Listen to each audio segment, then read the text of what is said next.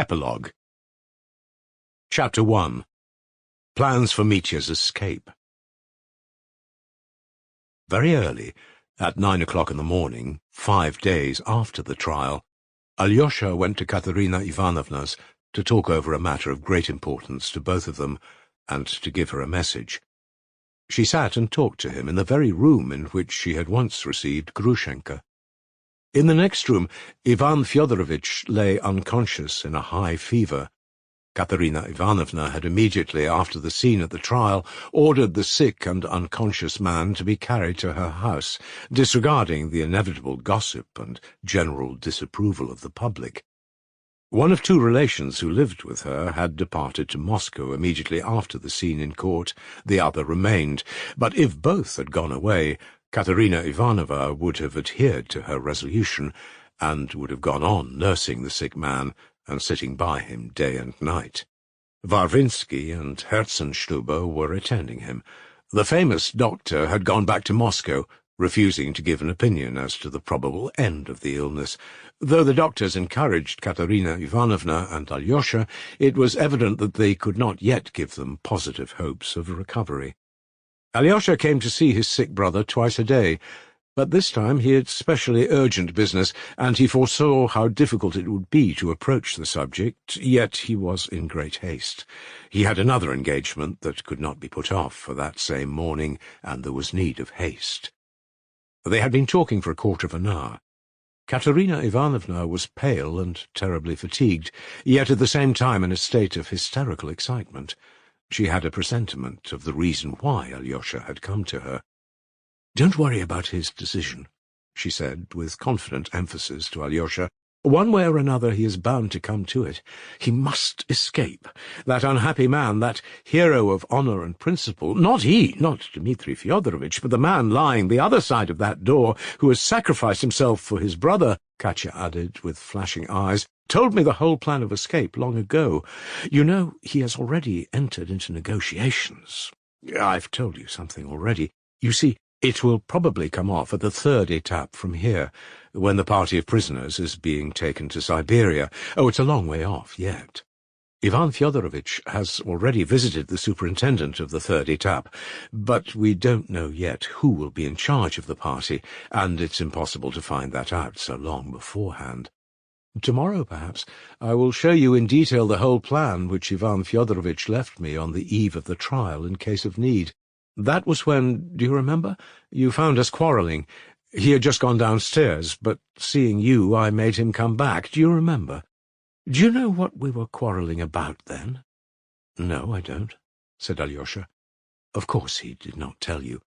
It was about that plan of escape. He had told me the main idea 3 days before, and we began quarrelling about it at once, and quarrelled for 3 days. We quarrelled because when he told me that if Dmitri Fyodorovitch were convicted he would escape abroad with that creature, I felt furious at once. I can't tell you why. I don't know myself why. Oh, of course I was furious then about that creature, and that she too should go abroad with Dmitri," Katerina Ivanovna exclaimed suddenly, her lips quivering with anger. "As soon as Ivan Fyodorovitch saw that I was furious about that woman, he instantly imagined I was jealous of Dmitri, and that I still loved Dmitri. That is how our first quarrel began. I would not give an explanation. I could not ask forgiveness. I could not bear to think that such a man could suspect me of still loving that. And when I myself had told him long before that I did not love Dmitri, that I loved no one but him, it was only resentment against that creature that made me angry with him. 3 days later, on the evening you came, he brought me a sealed envelope which I was to open at once, if anything happened to him.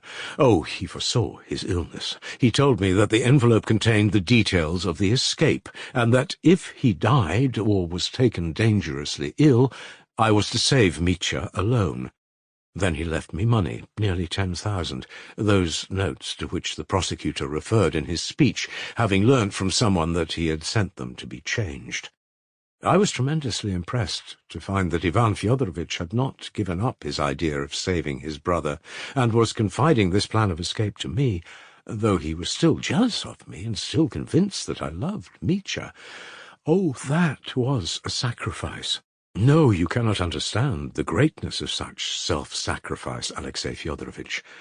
I wanted to fall at his feet in reverence, but I thought at once that he would take it only for my joy at the thought of Mitya's being saved, and he certainly would have imagined that, and I was so exasperated at the mere possibility of such an unjust thought on his part that I lost my temper again, and, instead of kissing his feet, flew into fury again.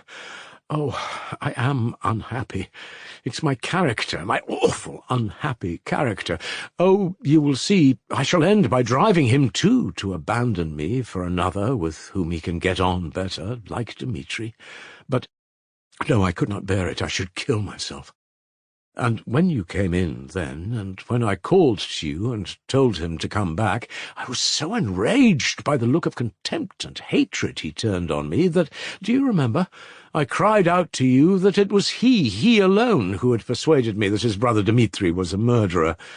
I said that malicious thing on purpose, to wound him again. He had never persuaded me that his brother was a murderer. On the contrary, it was I who persuaded him. Oh, my vile temper was the cause of everything. I paved the way to that hideous scene at the trial. He wanted to show me that he was an honourable man, and that even if I loved his brother, he would not ruin him for revenge or jealousy. So he came to the court. I am the cause of it all. I alone am to blame. Katya had never made such confessions to Alyosha before, and he felt that she was now at that stage of unbearable suffering when even the proudest heart painfully crushes its pride and falls vanquished by grief. Oh, Alyosha knew another terrible reason of her present misery, though she had carefully concealed it from him during those days since the trial, but it would have been for some reason too painful for him if she had been brought so low as to speak to him now about that. She was suffering for her treachery at the trial, and Alyosha felt that her conscience was impelling her to confess it to him, Alyosha, with tears and cries and hysterical writhings on the floor, but he dreaded that moment and longed to spare her. It made the commission on which he had come even more difficult. He spoke of Mitya again. It's all right, don't be anxious about him," she began again, sharply and stubbornly. "All that is only momentary, I know. I know his heart only too well.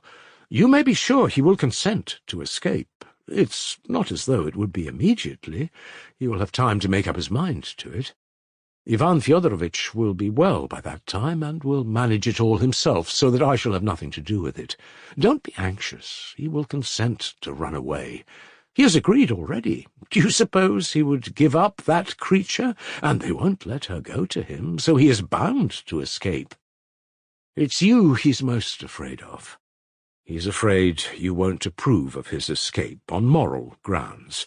But you must generously allow it, if your sanction is so necessary," Katya added viciously. She paused and smiled. "He talks about some hymn," she went on again. "Some cross he has to bear, some duty. I remember Ivan Fyodorovitch told me a great deal about it, and if you knew how he talked," Katya cried suddenly, with feelings she could not repress, "if you knew how he loved that wretched man at the moment he told me, and how he hated him, perhaps, at the same moment. And I heard his story and his tears with sneering disdain. Brute! Yes, I am a brute. I am responsible for his fever. But that man in prison is incapable of suffering," Katya concluded irritably. "Can such a man suffer? Men like him never suffer." There was a note of hatred and contemptuous repulsion in her words, and yet it was she who had betrayed him. Perhaps because she feels how she's wronged him, she hates him at moments, Alyosha thought to himself. He hoped that it was only at moments. In Katya's last words he detected a challenging note, but he did not take it up. "I sent for you this morning to make you promise to persuade him yourself. Or do you, too, consider that to escape would be dishonourable, cowardly, or something unchristian, perhaps?" Katya added, even more defiantly. "Oh, no, I'll tell him everything," muttered Alyosha. "He asks you to come and see him today," he blurted out suddenly. looking her steadily in the face. She started and drew back a little from him on the sofa. "Me? Can that be?" she faltered, turning pale. "It can and ought to be," Alyosha began emphatically, growing more animated.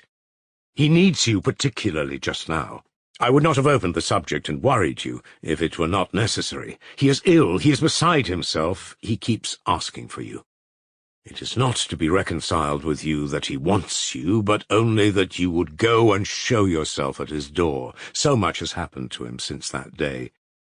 He realizes that he has injured you beyond all reckoning. He does not ask your forgiveness. It's impossible to forgive me, he says himself, but only that you would show yourself in his doorway." "It's so sudden," faltered Katya. "I've had a presentiment all these days that you would come with that message. I knew he would ask me to come. It's impossible." "Let it be impossible, but do it. Only think. He realizes for the first time how he has wounded you, the first time in his life. He had never grasped it before so fully. He said, 'If she refuses to come, I shall be unhappy all my life.' You hear? Though he is condemned to penal servitude for 20 years, he is still planning to be happy. It's not that piteous. Think. You must visit him. Though he is ruined, he is innocent." Broke like a challenge from Alyosha. "His hands are clean, there is no blood on them. For the sake of his infinite sufferings in the future, visit him now. Go. Greet him on his way into the darkness. Stand at his door, that is all. You ought to do it, you ought to," Alyosha concluded, laying immense stress on the word ought. "I ought to, but I cannot," Katya moaned. "He will look at me. I can't. Your eyes ought to meet. How will you live all your life if you don't make up your mind to do it now?" "Better suffer all my life." "You ought to go. You ought to go," Alyosha repeated with merciless emphasis. "But why today? Why at once? I can't leave our patient." "You can for a moment. It will only be a moment. If you don't come, he will be in delirium by tonight. I would not tell you a lie. Have pity on him." "Have pity on me," Katya said with bitter reproach, and she burst into tears. "Then you will come," said Alyosha firmly, seeing her tears. "I'll go and tell him you will come directly." "No, don't tell him so on any account," cried Katya in alarm. "I will come, but don't tell him beforehand, for perhaps I may go but not go in. I don't know yet." Her voice failed her. She gasped for breath. Alyosha got up to go. "And what if I meet anyone?" she said suddenly, in a low voice, turning white again. "That's just why you must go now, to avoid meeting anyone. There will be no one there, I can tell you that for certain. We will expect you," he concluded emphatically, and went out of the room.